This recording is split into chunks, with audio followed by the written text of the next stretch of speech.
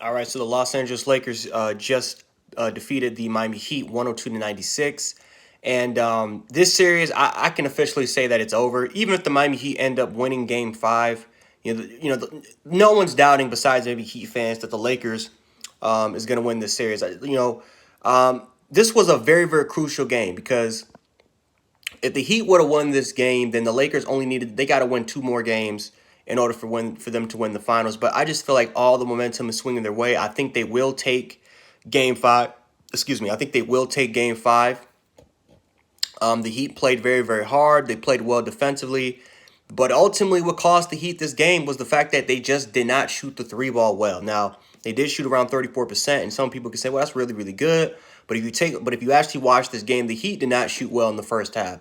You can make an argument the Heat should have had a way bigger lead against the Los Angeles Lakers if they can just hit some of the three balls and some of the opportunities. And again, it's not like they had bad looks. They had really good looks in the first half, and they couldn't really capitalize on those opportunities. Jamison Crowder did not shoot the ball well. Tyler Hero especially did not shoot the ball well from the three. Kelly Olynyk, playing as a stretch five, couldn't really get his opportunities to really shoot the three like he did in the previous games. Jimmy Butler, he was not aggressive. He wasn't aggressive this game compared to what he was last game. I don't know if he just couldn't find those looks or if he couldn't find some of those opportunities, but he was not aggressive. It was more like he was more of a facilitator this game, of just really trying to set his teammates up for success compared to just him trying to take the game over. He wasn't really aggressive until late in the fourth quarter, and that's really when I mean not even like in the first in the first quarter, Jimmy Butler was hot. He was like 4 for 4 at the beginning of the game, and then he was just cold. He started missing his last five shots in the first half.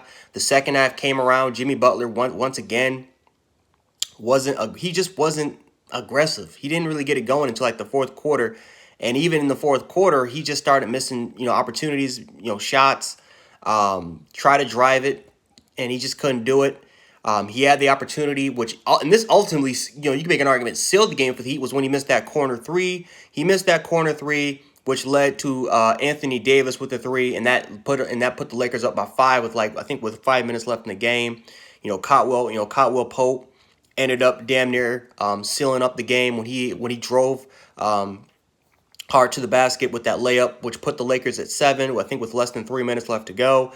And that's that was the game. I call a game after that. The Heat just couldn't get back into it. They just couldn't get the momentum going.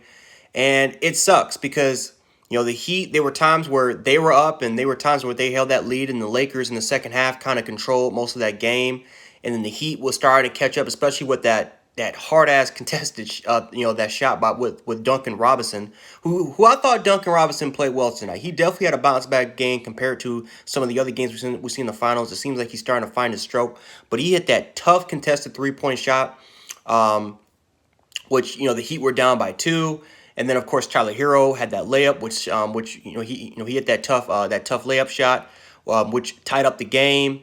And then all of a sudden that 3-point shot with Jimmy Butler kind of just everything just went to hell after that. So the Heat just couldn't really capitalize on the opportunities that the Lakers were given to them, and the Lakers capitalized not only on the three ball, but they capitalized on second point shots. Right, Rajon Rondo was huge as far as tipping the ball back in the offensive rebounds, back to the Lakers. Alex Caruso, the same thing. Cotwell Pope was the same thing, especially because Cotwell Pope knocked down his shots when he pretty much had most of the looks. Danny Green didn't have a good game today. Kyle Kuzma was pretty much Kyle Kuzma. Is pretty much an average player, but Cotwell Pope, Caruso, and Rondo where you can make an argument with the difference makers to why the Lakers was so successful tonight against the Miami Heat. Bam with his debut, as far as his return, he played well. I thought Bam played pretty well. It was just the fact that Jimmy Butler did not play well tonight. Tyler Hero did not play well tonight as far as shooting the three. Jamison, again, Crowder had 8 points, but he was 2 for 6 from the three. He didn't shoot the three ball well tonight. That was just the difference, was that the fact that they just couldn't really hit their shots when the opportunities were given to them. And again, the Heat in the first half had good looks where they had a bunch of opportunities to really take the game over, and they just didn't do it. When you're going against a Lakers team that has the length, that has the size, And the fact that they can play really well defensively and are one of the best teams in transitions. If you can't hit your shots against these Lakers, you're not winning. You're just not winning, especially when you're going against two superstar players. So we'll see if what happens if the Heat can bounce back. We'll see if the Heat can try to get things going, and maybe they can have a much better performance, especially from those three guys in Crowder, Butler, and Hero and Robinson. If those guys can hit their shots a little bit more, we'll see if Kelly Olynyk can definitely find his spot. Especially him being a stretch five, he needs to start hitting his shots a little bit more, or he needs again. Miami needs to try to get a game plan going and try to get him going from the 3-point line. But the Lakers did a phenomenal job. LeBron James played like LeBron James, was absolutely great. Had a terrible first half, but bounced back and played a really, really great second half. Was much more aggressive. Was a way better, spot on type of shooter in the second half compared to what we seen in the first.